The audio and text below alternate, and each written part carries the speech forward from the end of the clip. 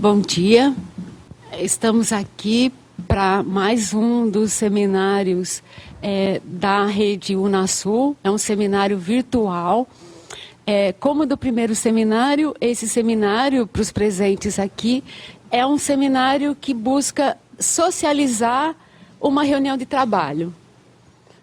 Essa reunião de trabalho é, nesse momento, para pensar os conceitos fundantes da rede Unasul, que é uma rede de ensino, pesquisa e extensão em soberania e segurança alimentar e nutricional. É uma rede que nasceu a partir do desejo de ministros de ciência, tecnologia e inovação. Então, é uma rede que tem um foco na ciência e tecnologia. São esses os conceitos que nós vamos discutir hoje. O conceito de sociotecnologia e o conceito de soberania, segurança alimentar e nutricional. Eu vou pedir para que cada um dos presentes façam as suas apresentações. E aí, nessas apresentações, eu vou complementar como que cada um chegou aqui nesse grupo, porque que cada um está aqui. Pode ser? Começo com a Jennifer. Bom dia, buenos días. Mi nombre es Jennifer Bernal, vengo de Caracas, Venezuela. Trabajo en la Universidad Simón Bolívar. Trabajamos en el tema de seguridad alimentaria y nutricional desde hace unos 15 años atrás. Hacemos investigación en Venezuela, en Estados Unidos y en Colombia también.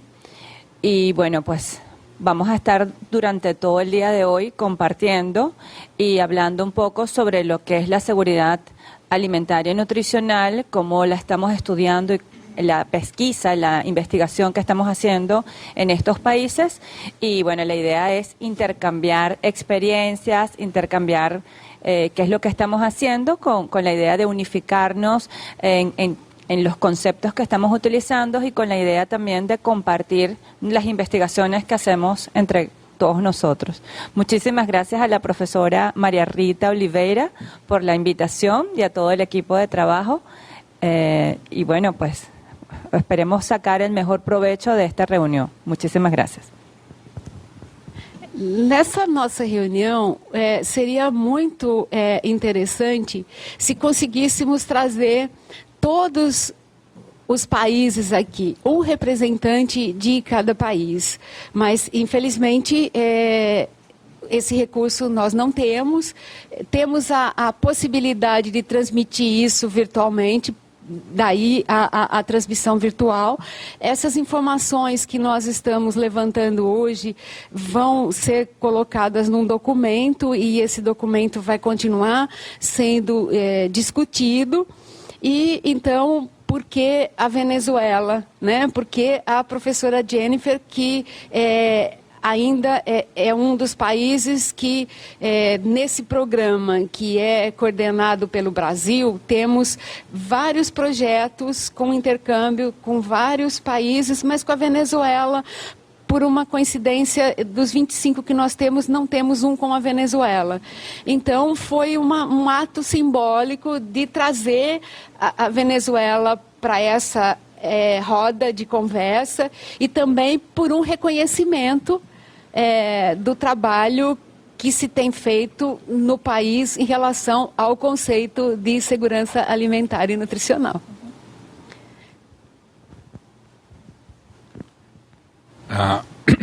Bom dia, eu sou Ivan da Costa Marques, sou professor aqui na Universidade Federal do Rio de Janeiro. Originalmente eu sou um engenheiro e há uns 20 anos atrás eu passei da engenharia para as ciências sociais e fiquei cada vez mais interessado na questão dos estudos sociais de ciência e tecnologia.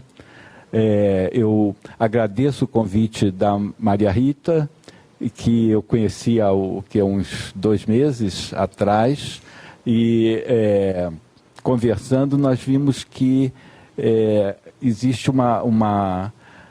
uma perspectiva ou uma possibilidade muito frutífera de troca entre os estudos que nós procuramos fazer aqui no meu grupo de pesquisa.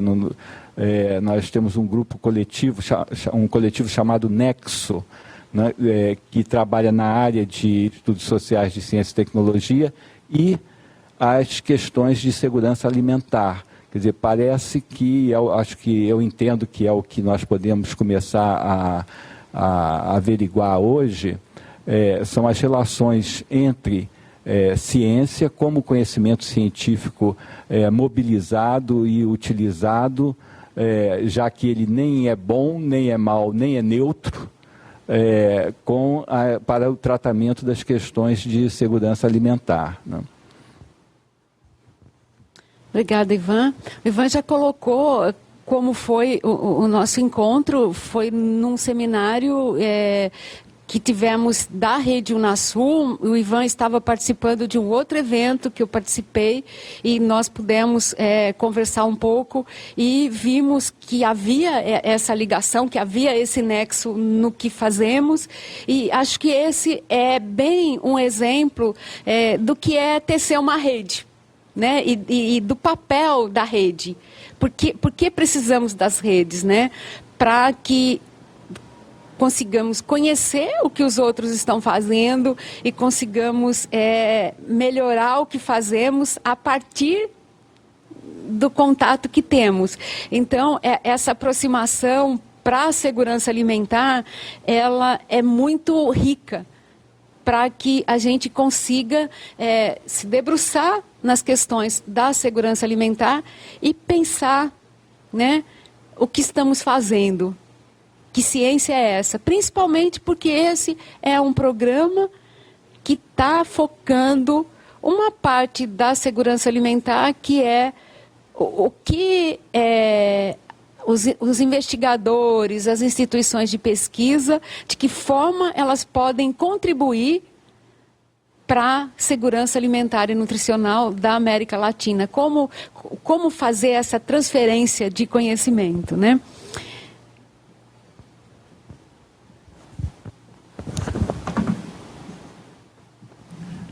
Buenos días, mi nombre es Yuri Carvajal, soy profesor de la Universidad de Chile y también funcionario de un hospital público, el Hospital de Puerto Montt, y mi formación soy médico y salubrista, y lo que intento hacer es mirar el mundo clínico, el mundo hospitalario, como un mundo sociotécnico, y quizás en un movimiento de la salud pública hacia estos recintos y hacia todo el desarrollo tecnológico de la medicina contemporánea, más que hacia la salud pública como epidemiología o como orientadora de políticas públicas, sino más bien como la investigadora de estos lugares de mucha transferencia tecnológica, de mucha innovación, que son los hospitales y la clínica. Espero que ese punto de vista un poco excéntrico del centro del debate de la salud pública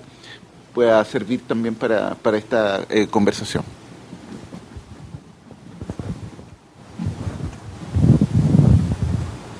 Graças, Yuri. Como que o Yuri chegou na rede? Como é que o Yuri chegou aqui com a gente? Conversando com o professor Ivan, pensamos quem mais podemos trazer nessa roda para debater esse conceito de sociotecnologia, esse conceito de que ciência e de que tecnologia é essa necessária à segurança alimentar e nutricional. E o professor Ivan nos apontou o Yuri, professor Yuri. E nós acatamos por quê? Primeiro, porque é muito importante essa inserção da saúde na segurança alimentar e nutricional. Parece que a agricultura ela está mais significada nesse processo. A saúde ainda, talvez ela precise caminhar um pouco mais para se ver nesse processo. Quando o Yuri fala hospital, eu tenho quase certeza que muita gente se perguntou, mas como hospital? Né? Mas cadeia alimentar, o final dela é a saúde e o bem-estar, né? Por outro lado, as pessoas que se debruçam na questão das tecnologias na área da saúde já têm uma boa caminhada. Então, a gente tem como aprender com o que a saúde já pensou, né? E é por isso que você está aqui. Bom, agora eu vou fazer uma apresentação sobre o que a gente já tem desses conceitos que estão em discussão, de onde eles surgiram, como é que eles chegaram aqui. A nossa saudação, né, o nosso bom dia. Sou o Padre João, deputado federal pelo Estado de Minas Gerais. Coordeno a Frente Parlamentar de Segurança Alimentar em nível de Brasil. Junto também coordeno a Frente Parlamentar da Educação do Campo. Então, todo o nosso trabalho é muito voltado para a agricultura familiar, a reforma agrária e também uma agenda mais positiva e alguns enfrentamentos também no que é ameaça à segurança alimentar, seja em relação aos povos indígenas, aos quilombolas. Há uma linha também, às vezes, que se chama desenvolvimento, mas que também é uma ameaça, de certa forma, como atingidos pela mineração, atingidos por barragens.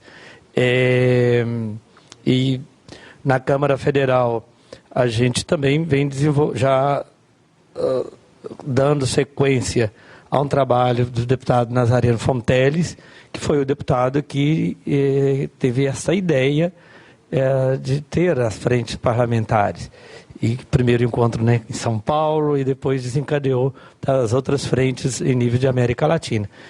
Hoje a gente então representa o Brasil nesse Fórum da América Latina e Caribe, nessa articulação parlamentar, que entendemos que a partir de legislações e o parlamento é próprio de buscar essa interação maior com a própria sociedade, com os segmentos sociais, para superar essa situação que entendemos ser vergonhosa para todos nós, ser uma pessoa talvez ter que se humilhar para ter acesso ao alimento.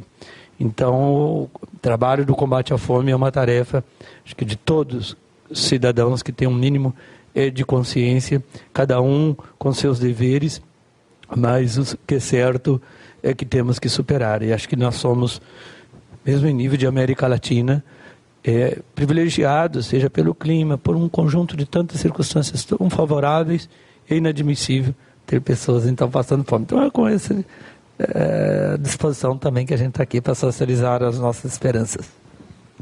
Então, aí, como que, por que nós chamamos o Padre João, o deputado Padre João, para essa roda de conversa? Porque no âmbito da América Latina tem muitas articulações trabalhando a questão da segurança alimentar e nutricional.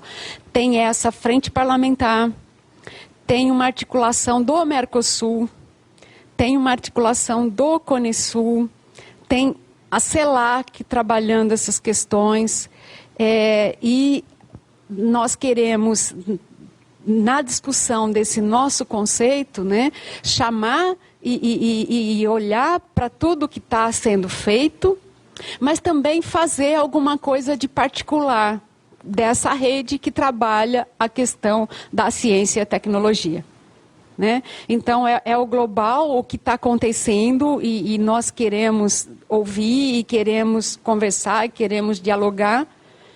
E cada um desses trabalhos, eles têm um foco mais específico, né? Então, é isso que o deputado está representando aqui, essas outras articulações que tem na América Latina para discutir essa mesma questão. Esse continente, né, que luta para reduzir as suas inequidades. Como exemplo, por exemplo, aqui no Brasil, um Ministério da Agricultura e um Ministério do Desenvolvimento Agrário. Por que um Ministério do Desenvolvimento Agrário? né? Por que nós temos que ter políticas inclusivas? Então, são muitas ideias e interesses, né, que acabam direcionando determinadas políticas. E nesse foco nosso está a ciência, está uma política para a América Latina, uma política para o Brasil, de que ciência é essa, né? Pensando na transferência de tecnologia, na produção de ciência, focando o sistema alimentar, desde a produção até as ações de saúde, né? É isso que está colocado. E esse programa, né, que surgiu a partir de uma decisão de ministros e ministras de Ciência e Tecnologia do Conselho Sul-Americano de Ciência, Tecnologia e Inovação, em 2012, que colocou a segurança alimentar e nutricional como um tema estratégico, pensando na ciência e tecnologia para a promoção da soberania e segurança alimentar dos países sul-americanos. E agora tem uma discussão importante de se colocar a África junto. Então, esse programa seria um programa da ASA, não só da América do Sul, né? É um programa que visa o incentivo da ciência, tecnologia e inovação para a soberania e a segurança alimentar da América Latina e também da África. E aqui eu coloco um conceito de universidade. Se pensamos na ciência e tecnologia, pensamos em universidades, pensamos em instituições de pesquisa. E qual é o papel, então, né, da universidade? Eu trago esse conceito aqui do Fórum de Pró-Reitores. Eu acho que eu não me apresentei, todos se apresentaram, né, de onde eu falo. Eu falo de uma pró-reitoria de extensão, né, e falo também do lugar de um nutricionista. E por isso as questões da extensão são muito presentes para mim. E aqui esse conceito de universidade que o Brasil assume e que eu andei vendo vários países da América Latina também têm esse mesmo pensar, né? A universidade, as universidades, está faltando um S lá, enquanto instâncias produtoras de conhecimento, devem ser capazes de oferecer aos governos e às sociedades as tecnologias que necessitam, teorias e processos. Aqui já me vem uma pergunta, né? Se um processo também não é uma tecnologia. Assim como os profissionais capazes de propulsionar o desenvolvimento. E para que esse desenvolvimento não se restrinja à esfera econômica, seja sustentável e tenha caráter ético, é preciso que esses produtos estejam afinados com os valores e interesses sociais. Aí o social é a questão da sociotecnologia. De se colocar a palavra social nessa tecnologia, como uma afirmação naquela questão que a gente vem discutindo do embate de ideias, da necessidade de uma política específica. Precisamos de uma sociotecnologia? Hoje sim. Pode ser que lá na frente baste a tecnologia. Depois os professores que vêm pensando a respeito vão poder me falar. Bom, depois coloco o papel da extensão, né? A extensão universitária sobre o princípio da indissociabilidade entre ensino, pesquisa e extensão.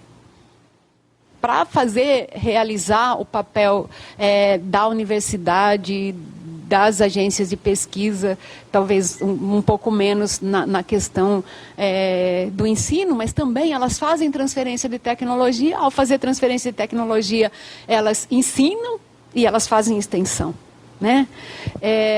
Elas não estão inseridas no processo formal de ensino, mas elas também fazem essas três coisas. E é um processo interdisciplinar, educativo, cultural, científico e político, que promove a interação transformadora entre a universidade e outros setores da sociedade. Então, essencialmente, esse programa, ele cria uma rede de universidades e instituições de ensino para responder a esses problemas sociais, as demandas por tecnologias, a transferência dessas tecnologias.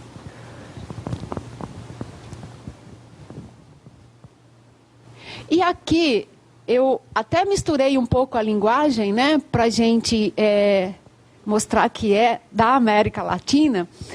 Eu tenho aqui o programa, né? O que é esse programa? Ele se propõe a apoiar os países na obtenção de meios necessários para a soberania e segurança alimentar e nutricional. Meios tecnológicos, né?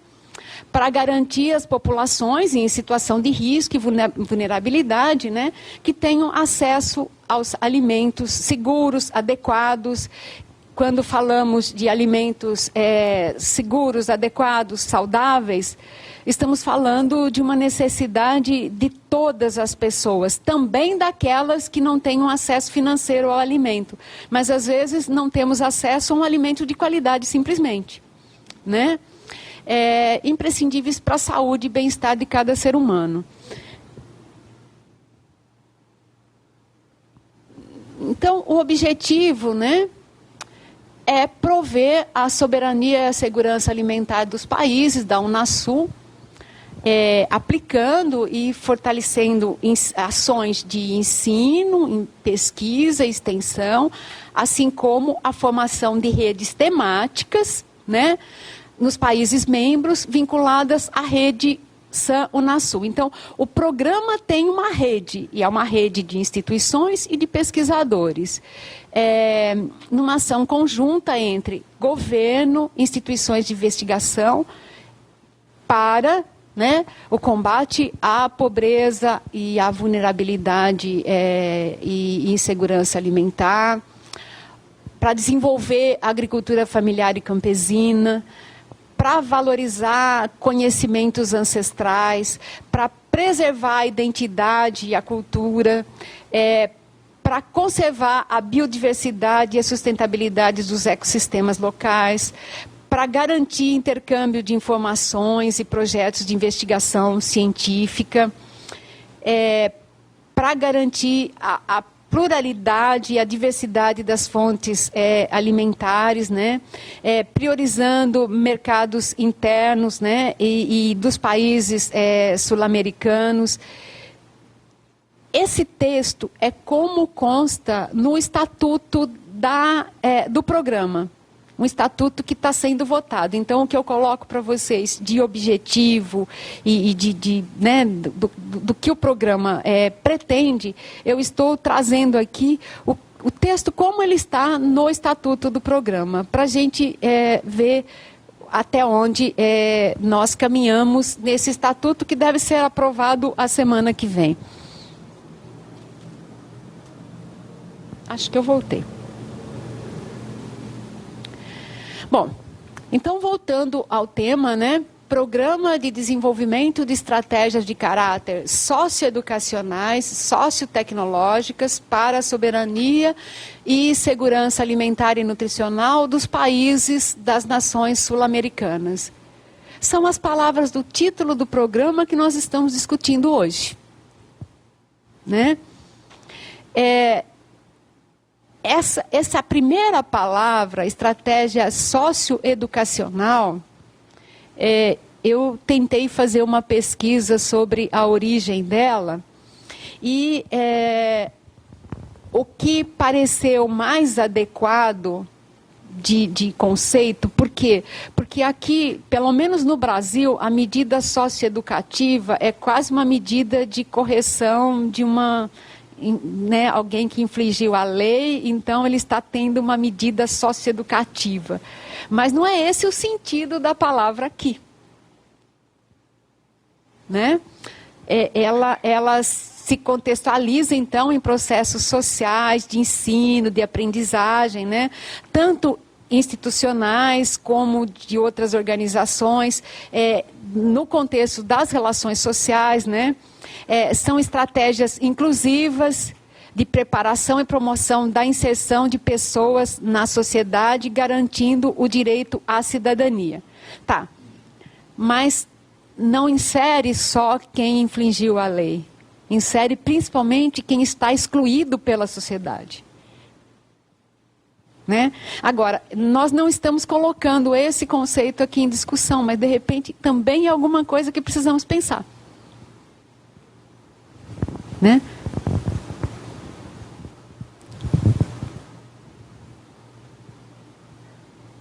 Sociotecnológica. Né? O conceito que mais pareceu próximo do que o programa pretende, né, foi esse que nós encontramos aqui, né, que é a forma de desenhar, desenvolver, implementar e gestar tecnologias orientadas a resolver problemas sociais e ambientais, gerando dinâmicas sociais e econômicas de inclusão social e desenvolvimento sustentável.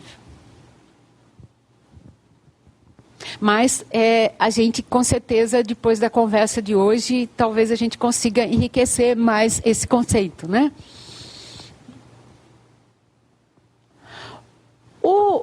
Os conceitos de soberania e segurança alimentar e nutricional, eles têm uma forte participação da FAO, né?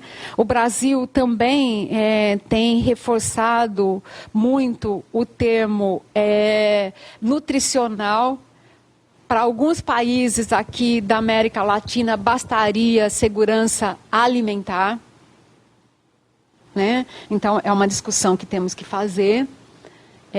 Alimentar, nós estamos falando do alimento, de tudo que gira em torno do alimento, e nutricional nós estamos falando do ser humano, nós estamos falando do efeito desse alimento na pessoa. Né? Soberania é um termo que vem aparecendo agora com mais força, mais recentemente. Ele vem principalmente de movimentos campesinos, de soberania na produção do próprio alimento, né, do país, da comunidade, não importa a dimensão geográfica, mas você ser capaz, ter autonomia para produzir o alimento para o seu consumo. Mas isso vai ser muito discutido hoje à tarde.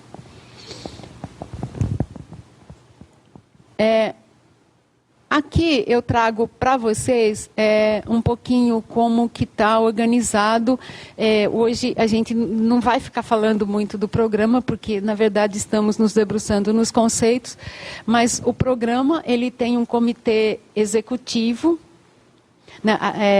diretivo, com uma coordenação executiva que faz a secretaria desse programa. Isso fica com o governo brasileiro, na Secretaria de Ciência e Tecnologia para a Inclusão Social.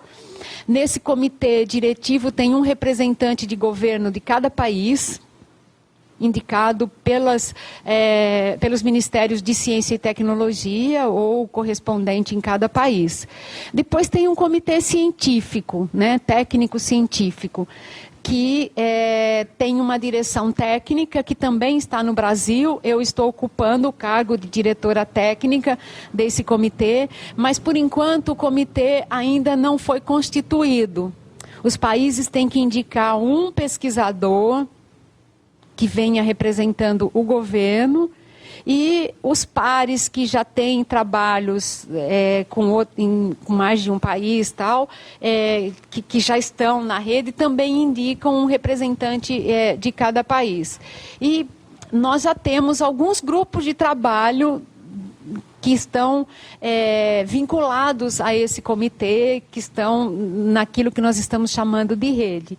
Mas, por outro lado, a rede de ensino, pesquisa e extensão é uma coisa muito mais abrangente e a gente não tem como saber até onde a rede alcança, como é que é essa rede, as pessoas que chegam, que dão uma contribuição grande no momento, depois se afastam, depois voltam. Esse movimento a gente não tem controle sobre ele, é um processo natural da rede, né? A gente não tem ideia, por exemplo, onde está chegando essa nossa fala. O último seminário, 200 pessoas assistiram. Quem? Não sei. Né? De vez em quando a gente recebe alguma coisa que vem, olha, eu vi, legal, gostei, por conta disso, eu vi mais alguém. É esse o processo da rede, né? De fortalecimento, de troca de informação, de conhecimento, para construir juntos. É uma rede, então, essa é a imagem que a gente está colocando no site da rede, ainda não lançamos, mas mais um pouquinho a gente vai ter um tipo de um portal que vai estar colocando as tecnologias sociais que as pessoas vão poder disponibilizar, os cursos que estão acontecendo e tudo o que está acontecendo.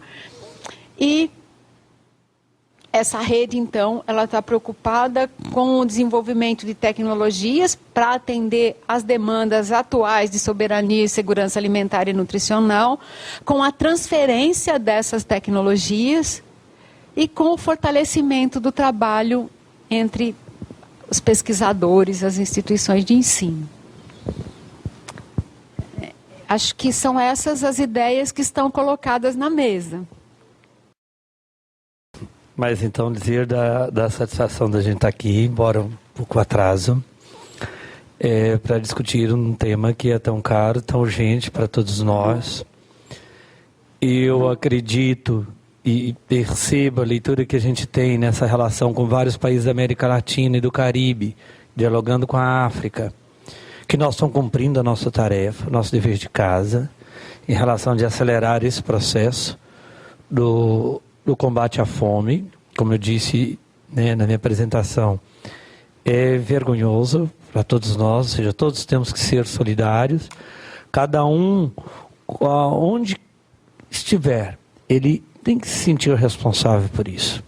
Seja quem está na agricultura, quem está na universidade, quem está à frente de uma empresa, quem está na pesquisa, todos temos que... Porque o combate à fome e a própria ciência, a tecnologia, ela tem que estar a serviço de todos e do bem-estar.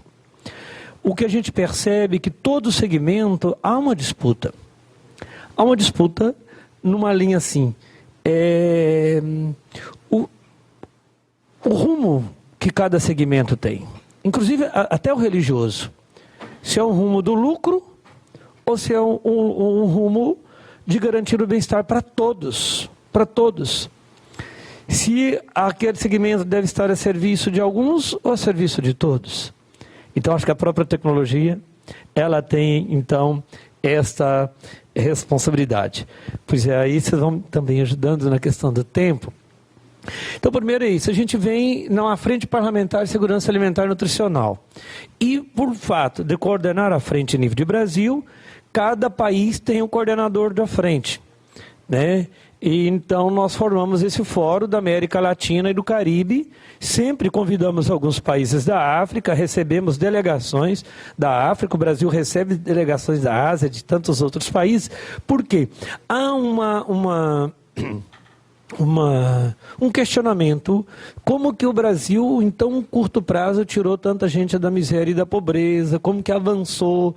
Então, embora às vezes tem segmentos que tentam passar um Brasil falido ou quebrado, mas com todo respeito, né, aos irmãos, seja da Argentina, do Peru, do Chile, mas como que nós avançamos na universalização, por exemplo, da alimentação escolar, né? Inclusive para o ensino médio. E temos universidades no Brasil que 50% dos alunos de determinadas universidades estão com assistência estudantil, tem uma alimentação adequada. Então, há uma responsabilidade não só, né, com a criança, mas com o adolescente, com o jovem. Então, aprofundando o conceito, sociotecnologia, segurança alimentar e nutricional e soberania alimentar. As sementes, para nós, ela tem um papel estratégico fundamental e acho que nós estamos como que perdendo esse jogo, né, pelo capital. Pode passar, que é mais assim, resgatando. A frente foi criada, então, em abril de 2007. Sempre eu faço o registro de um papel, do protagonismo importante, do ex-deputado Nazareno Fonteles.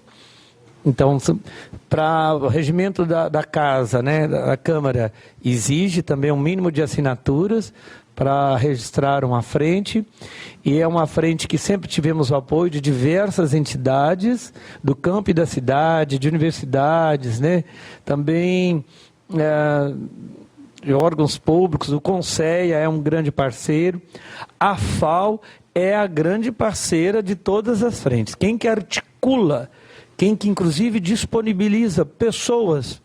Nós tem uma secretaria técnica que é bancada pela FAO e é que nos ajuda com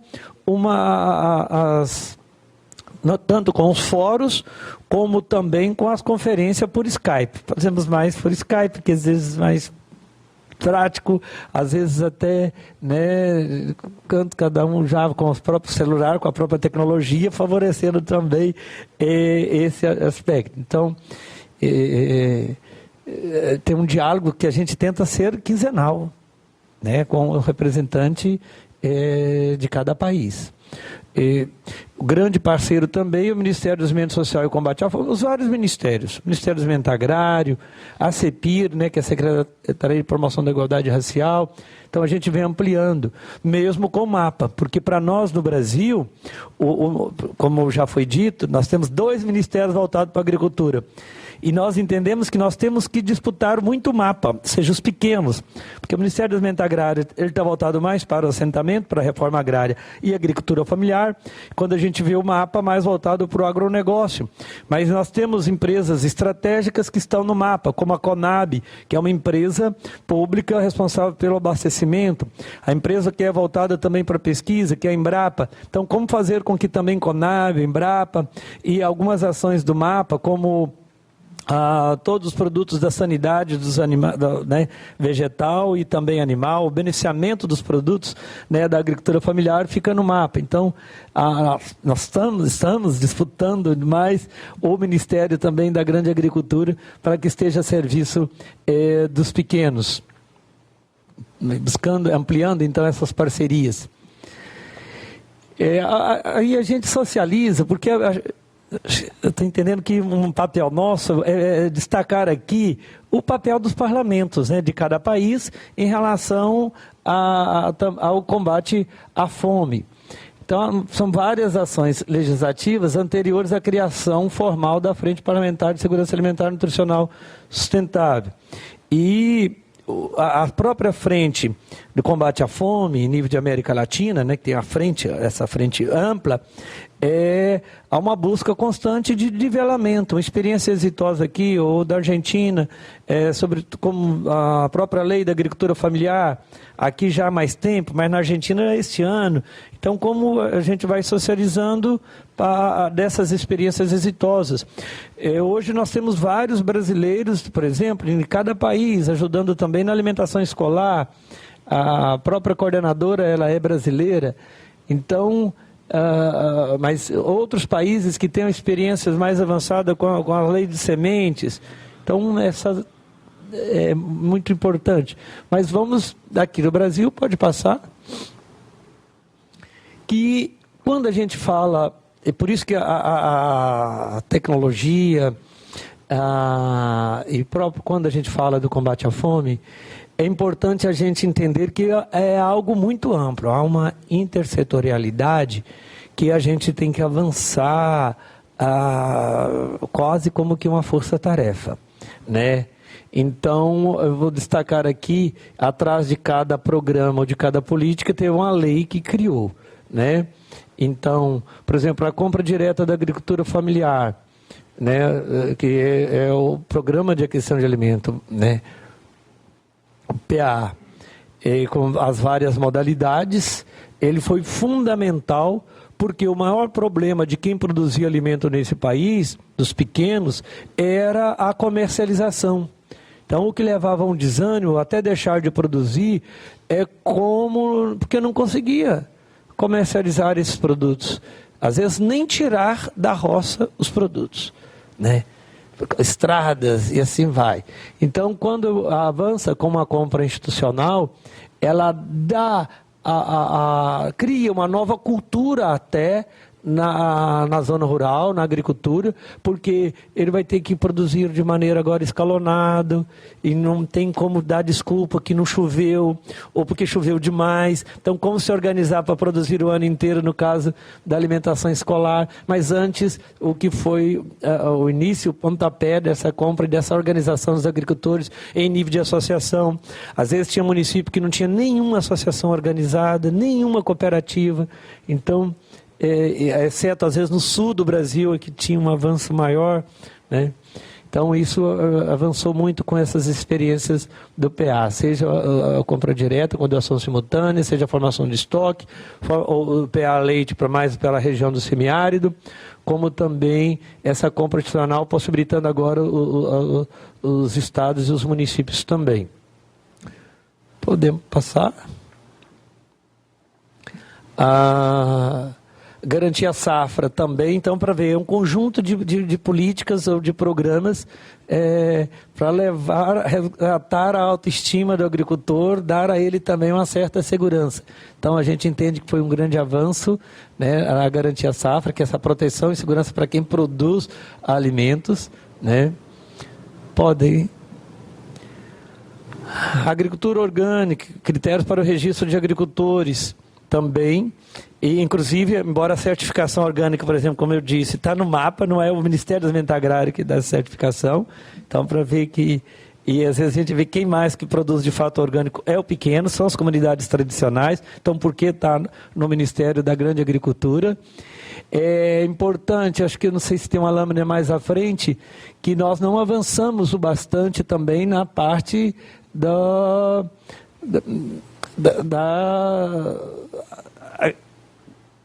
agroecologia. Nós não avançamos em nível de parlamento. Acho que é importante a gente também fazer essa leitura em nível de América Latina, que tem uma disputa. Nós não podemos negar que existe uma disputa também de modelo. Ou seja, existe um setor que entende que o mais importante é o lucro e outro setor que o mais importante é a qualidade de vida das pessoas. Então não é fácil. Determinados avanços indispensáveis. E às vezes nós temos muita resistência à agroecologia e à produção orgânica. A leitura que eu faço, vocês podem achar que eu estou equivocado, mas é a grande influência ainda do capital, das grandes empresas multinacionais que estão em todos os países, já dominam os venenos ou agrotóxicos e procurando dominar totalmente o controle das sementes. É uma ameaça e tem dificultado muito a gente avançar com a política da agroecologia e produção orgânica. A lei, então, orgânica de segurança alimentar e nutricional, aí que foi o grande salto no Brasil, essa lei, né? Inclusive em relação ao conceito e do respeito às comunidades tradicionais, ou seja, no sentido de segurar o direito humano à alimentação adequada. E aí é isso, é ter acesso ao alimento em quantidade, qualidade e regularidade, mas sem comprometer as outras necessidades que o cidadão tem. Eu não posso abrir mão do lazer para alimentar, eu não posso abrir mão de fazer um tratamento dentário para alimentar, eu não posso, então, eu deixar de comprar um remédio, ou seja, como ter acesso a alimento em quantidade, qualidade e regularidade sem comprometer qualquer outra necessidade importante, ou deixar de estudar, por exemplo. Nós temos que avançar. E muito, porque no quesito qualidade do alimento, nós estamos comendo alimento mais veneno. Esse é um grande problema. A leitura que eu faço, companheiros também de outros países, acho que também vem testemunhando isso. A própria Conferência Mundial da Nutrição, né, em Roma, segunda conferência, a gente pôde fazer também essa leitura de que há muito mais convergência, embora estamos longe da superação, de fazer um debate em relação à presença do agrotóxico no alimento, do que ter o entendimento da superação dos transgênicos. Mesmo em alguns países avançados, o transgênico está com uma força muito grande e no Brasil nós fomos derrotados, pelo menos na Câmara Federal. Esperamos que o Senado reverta em relação a esse direito à informação.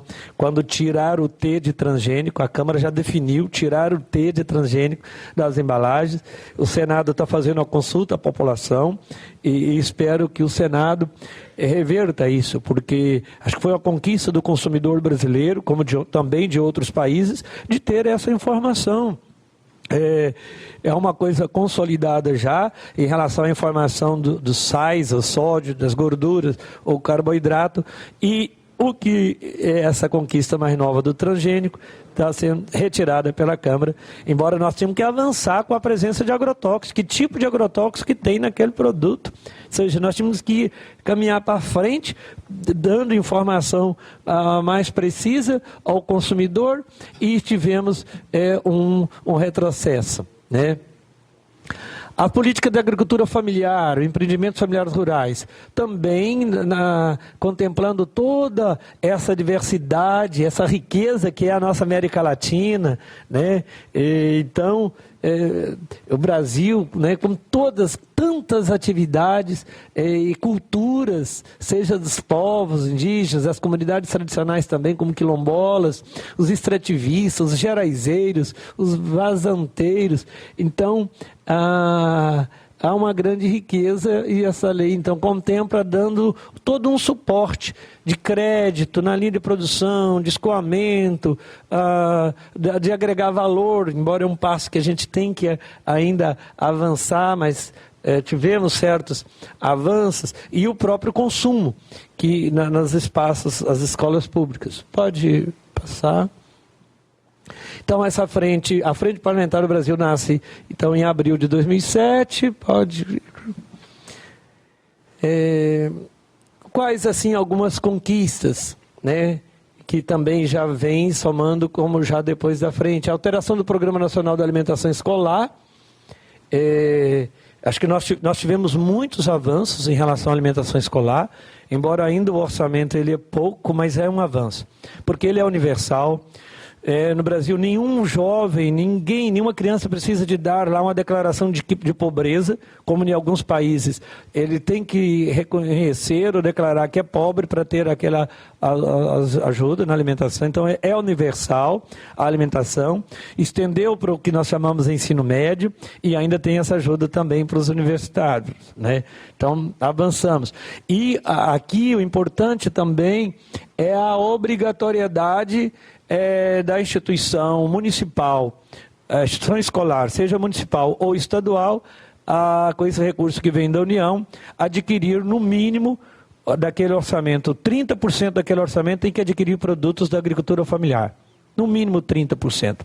E alguns municípios a gente percebe que já estão chegando nos 70%, 80% dos recursos buscando da agricultura familiar. Por isso que a tecnologia ela é importante também para a agricultura familiar. Porque, como eu já disse, o agricultor ele faz um contrato com a diretora da escola e ele não pode chegar lá e dizer, olha, choveu demais, então eu não tenho como... ou não choveu. Então, como também ter uma tecnologia a serviço dos pequenos, seja desde a produção, mas sobretudo também do beneficiamento, da armazenagem, muitas coisas são importantes para a gente estar dialogando e interagindo, né? O apoio ao desenvolvimento local, a aquisição de produtos previamente, então, foram os assentamentos e quilombolas indígenas também serem prioridades, né, para adquirir, e agora também das mulheres. Tá bem, acho que já falei, o Pronera também é uma educação específica para a reforma agrária.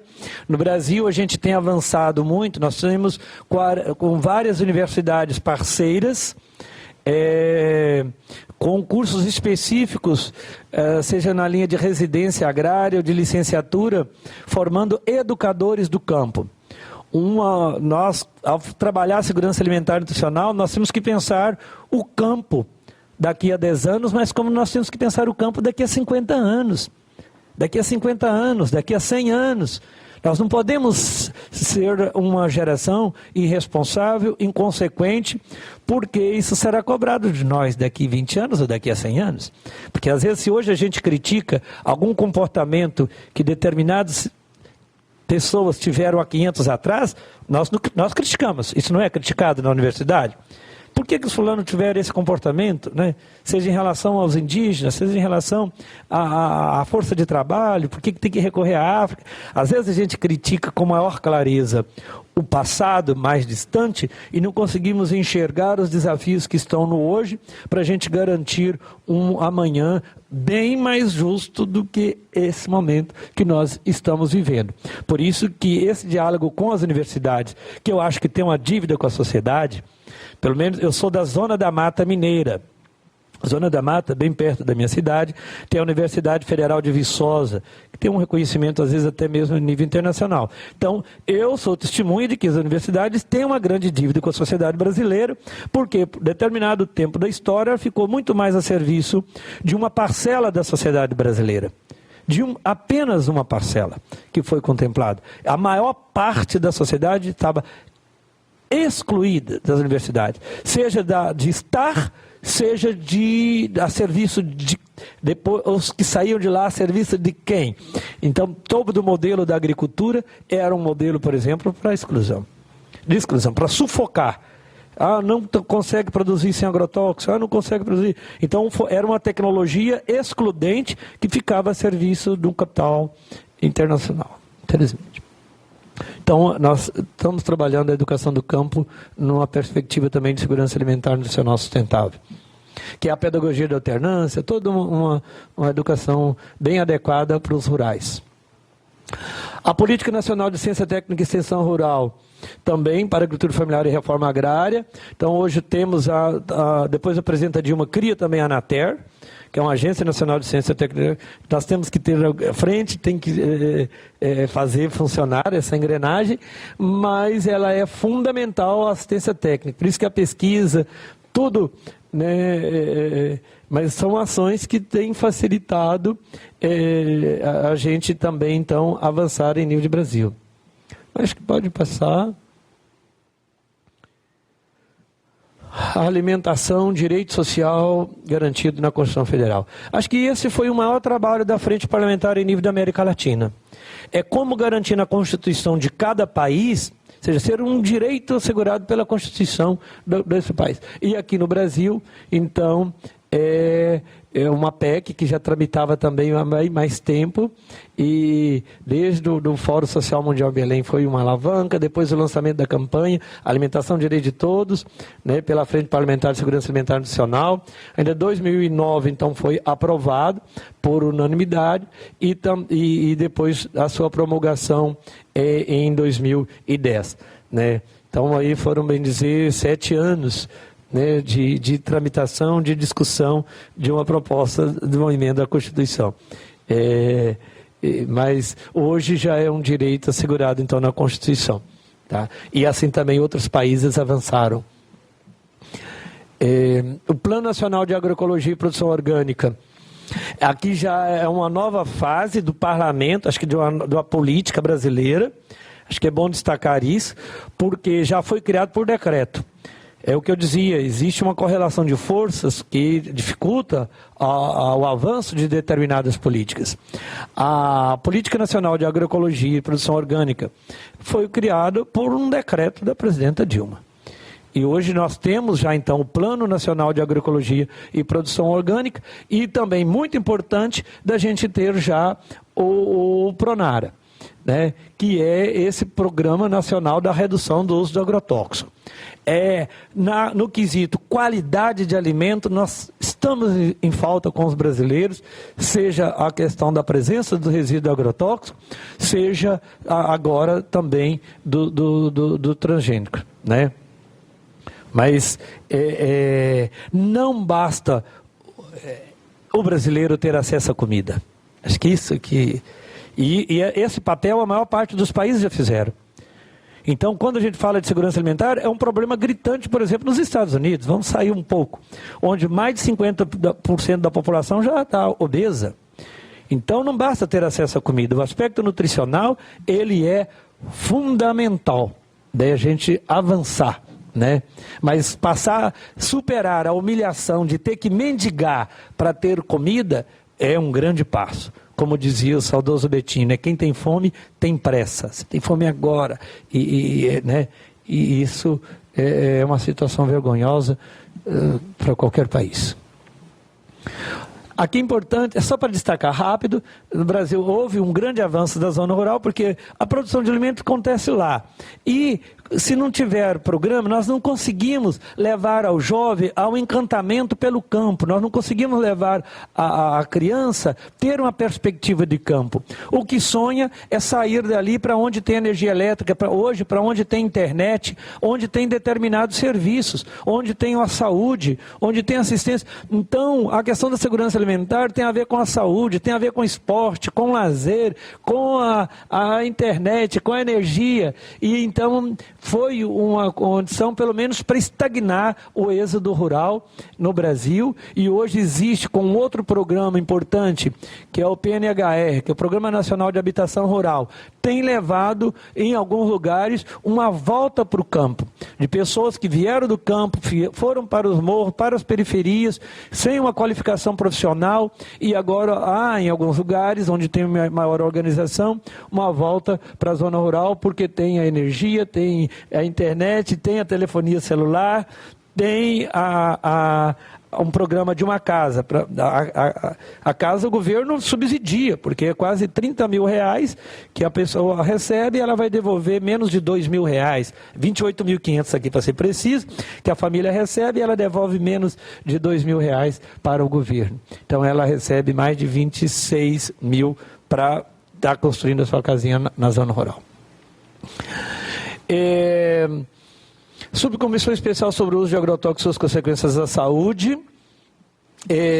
Então eu fui o relator na Comissão de Seguridade Social e Família. É o primeiro documento que nós temos, institucional do Congresso Brasileiro. É o relatório dessa subcomissão, né, requerida por mim a criação. Fui o relator e aqui nós dialogamos com todos os segmentos, com universidades. Então nós registrar, né, as parcerias que nós tivemos, seja da Fiocruz, mas de várias universidades, como a de várias, né, mas que tiveram também um acúmulo nesse sentido. E é danoso, é triste quando a gente consegue ter essa leitura muito clara do nexo do agrotóxico com uma série de doenças, como câncer, mas doenças renais, com transformação mesmo, né? E uma vida é aquilo que eu já disse, ou seja,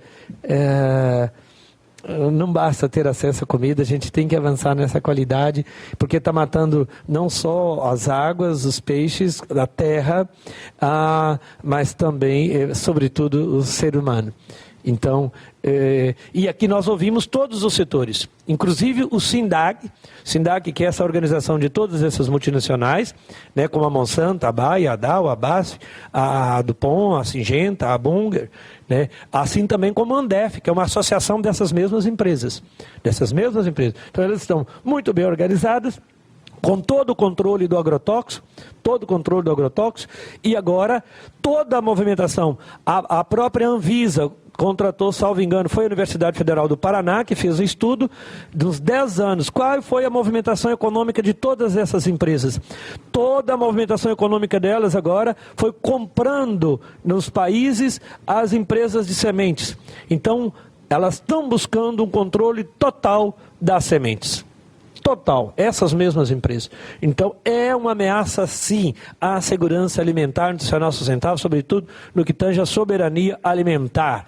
Porque a diversidade que nós temos de sementes, ela é uma riqueza, a maior riqueza nossa, que foi assegurada pelos índios, povos indígenas, pelos quilombolas, as comunidades tradicionais, é que preservaram esse patrimônio riquíssimo e que está ameaçado, sim. Foi uma outra derrota que teve o Brasil nessa lei do patrimônio genético, votada há um mês e pouco, porque não reconhece que os guardiães de fato desse grande patrimônio foram as comunidades tradicionais. Quando fala da repartição dos benefícios, teve um retrocesso. Mas então, aqui é uma síntese um pouco, alguns pontos do relatório que nós temos, mas que está também, basta entrar na Comissão de Seguridade Social, fazer a pesquisa, tem um relatório de mais de 300 páginas, com os dados com maior precisão, né? E um desencadeamento de diversos projetos de lei. Então, nós temos mais de 10 projetos de lei no sentido de nós não conseguimos acabar de vez com a utilização do agrotóxico na produção de alimento, que é uma grande contradição. Mas, pelo menos, nós provamos que é possível alimentar os 7 bilhões de pessoas sem veneno. É possível alimentar os 200 milhões de brasileiros sem veneno. Existem já áreas com fazendas de mais de 100 hectares que produz do pimentão ao tomate, ao leite, folhosas, sem utilizar nenhum veneno e tendo uma produtividade por hectare satisfatória. Mesmo da cana, mesmo todas as culturas. Então é possível essa produção. Agora, e acho que temos que ir avançando mais, sim. Por isso que a tecnologia, ela tem que ter o avanço tecnológico, ele tem que ter essa responsabilidade no sentido de ter uma humildade, de valorizar o saber das comunidades tradicionais e, ao valorizar o saber, somando hoje com a pesquisa, com os estudos de hoje, dar essa garantia para a gente avançar na qualidade, né, dos alimentos. Também teve uma subcomissão especial de segurança alimentar e nutricional no Brasil. Aí eu fui o presidente e o Nazareno Fonteles, que foi o relator, produziu também um belo relatório com pontos importantes, seja em relação ao solo, à água. Nós temos que ser produtores de água. Temos que ser produtores de água. Infelizmente, o modelo da agricultura da década de 70 e 80, que levou ao desmatamento e arrebentar, inclusive, com os brejos que nós falamos, né? As áreas mais alagadas, e hoje nós estamos pagando um preço já muito alto, sobretudo os desmatamentos também no topo de morro, com erosão. Hoje as barraginhas têm sido uma tecnologia de um professor Luciano, da Embrapa, que há barraginhas, pequenos poços que segura a água de chuva. Então, em vez da água da chuva descer morro abaixo, provocando erosão e assoreando lá os córregos e rios, elas vão ficando nas pequenas barragens e já tem lugar nas áreas do semiárido mineiro que estão produzindo peixe lá na última barraginha. Então, é o agricultor ser um produtor de água, porque a água é a fonte da vida, então não tem como a gente avançar. Ou seja, é uma ameaça à segurança alimentar essa questão hídrica, né? A agroecologia, tudo isso veio também no subrelatório que está nos anais. Tem um livro também do deputado Nazareno Fonteles que traz todos os detalhes em relação ao que foi abordado nessa subcomissão de segurança alimentar. Crédito para a agricultura familiar, escoamento da produção de alimentos, produção das sementes crioulos. Tem uma lei também de nossa autoria que cria a política nacional dos bancos de sementes comunitários e crioulos. A própria reforma agrária, o acesso a uma grande concentração de terra, e muito muitos países, inclusive no Brasil, sobretudo aqui no Brasil, uma grande concentração de terra, uma reforma agrária amarrada, e a conjuntura agora ela é uma contradição, mas se a gente tem um parlamento mais conservador de toda a história do Brasil, né, o nosso parlamento da democracia, né, sobretudo a Câmara, mas nós temos uma conjuntura no núcleo de governo favorável à reforma agrária, seja agora com o ministro Patrus Ananias,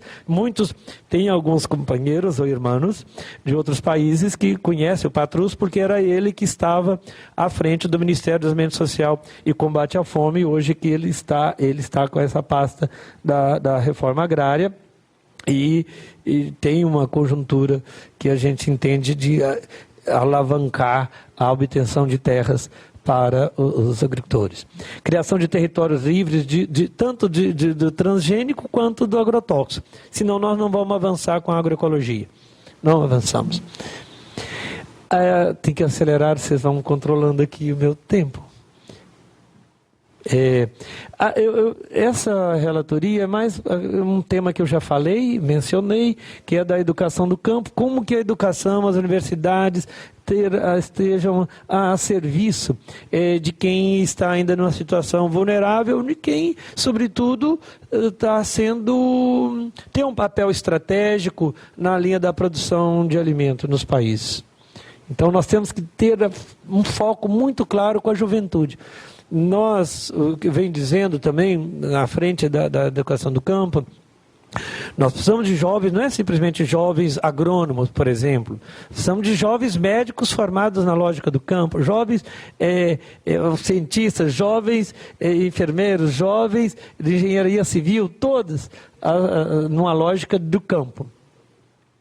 Também é mais esses pontos, a educação de jovens e adultos, tudo. Proposições legislativas, alteração na lei de organismos geneticamente modificados, depois a proibição de venda casada, brinquedos, isso foram alguns conjuntos de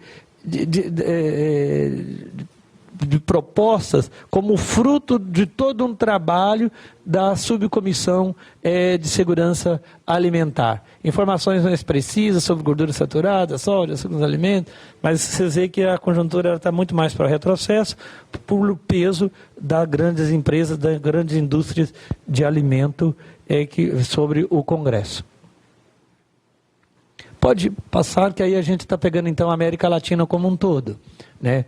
Os êxitos legislativos obtidos pela Frente Parlamentar de Segurança Alimentar chamam a atenção então da FAO, que convidou os parlamentares brasileiros a ajudar a criar a Frente Parlamentar em nível continental. Aí que é um breve histórico, pode ir passando, né?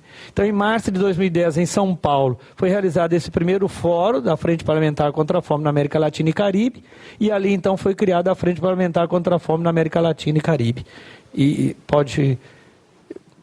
É uma articulação, então, regional de parlamentares contra a fome, interessados em tornar a segurança alimentar uma questão estratégica da atividade legislativa.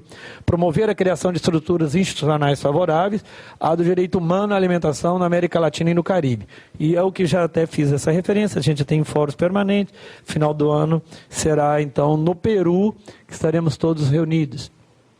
A cada ano, os países integrantes se reúnem em fóruns destinados a fortalecer o diálogo, trocar experiências e instituir um calendário de ações regionais. Já no início do ano, nós tivemos um encontro, foi em Cartagena, das Índias, e lá foi mais uma planificação das ações, né, e o planejamento também do ano para cada país. Vamos. Então, a Frente Parlamentar apoia a criação de desenvolvimento de frentes parlamentares nacionais. Então, atualmente existem frentes nacionais contra a fome em 15 países: Argentina, Bolívia, Brasil, que foi a primeira, Colômbia, Costa Rica, Equador, El Salvador, Guatemala, Honduras, México, Nicarágua, Paraguai, Peru, Uruguai e República Dominicana. Sempre nesses fóruns tem outros países convidados e que estão articulando, né, a criação da frente também, né? Pode passar. Essas frentes, então, desempenharam importante papel nos últimos anos, ajudando a fazer da América Latina e Caribe a primeira região do mundo a atingir as 2 metas internacionais de redução da fome. O Brasil, inclusive, é reconhecido pela ONU e FAO, que saiu do mapa da fome. Eu acho que essa é uma grande conquista. Podemos ver isso? Então, é um pouco essa nossa apresentação, a gente está aí à disposição, eu não sei se a gente atendeu, mas esse esforço, acho que o parlamento ele é fundamental, ele é o espaço estratégico de dialogar com a sociedade, mas em determinados momentos é ali também o espaço que tem os retrocessos.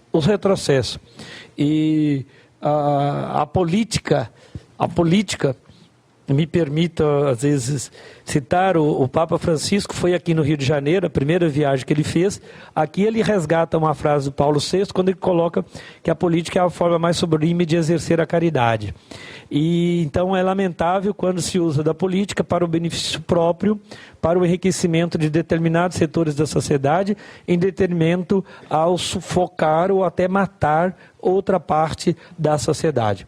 Então a gente entende que muitos ainda utilizam como que a indústria da fome para benefício próprio, E é algo que começa desde a concentração de terra, do modelo da agricultura, porque o modelo da agricultura que privilegia as empresas que vendem agrotóxicos, que vendem veneno, as empresas que concentram sementes, em detrimento de fortalecer o saber, a organização das comunidades, elas estão aí gerando morte, e as ações políticas também nessa linha. Então, no Brasil, não sei se os outros países estão acompanhando o Brasil, nós estamos passando por um momento que poderia ser um grande avanço, que é ao momento de debate da reforma política. A reforma política, para nós, eu tenho certeza, para todo o público que está mais numa situação de vulnerabilidade, seria muito estratégico para ter avanço. O maior problema hoje do sistema político brasileiro é a ingerência das grandes empresas quando financiam campanha de deputados, de parlamentares, financiam campanha do executivo também, e depois ela controla os mandatos.